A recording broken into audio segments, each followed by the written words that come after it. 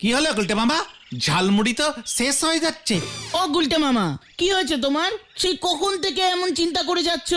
আমাদের ঝাল মুড়ি শেষ হয়ে গেল, তোমারটা পাঁচু সাবারও করে দিল, তাও তুমি কিচ্ছু বলছো না।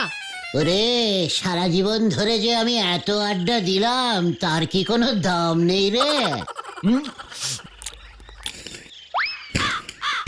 ব্যাপারটা একটু ঝেড়ে কাশো তো গুলটে মামা, আর এত রহস্য করো না। রহস্য না রে, খুবই সহানুভূতিকর, ভেরি ইমোশনালিস্টিক, বুঝলি?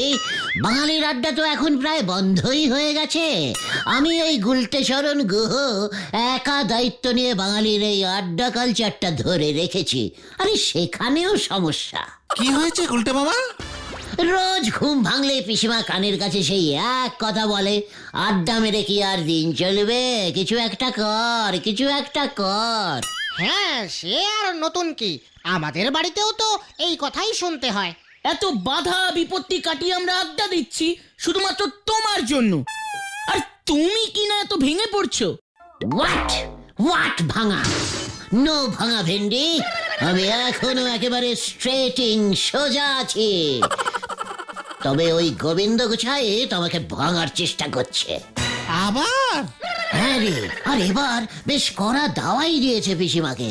কাল বিকেলে পিসিমাকে এসে বলে গেছে, মানে কথা আর 1 মাস সময়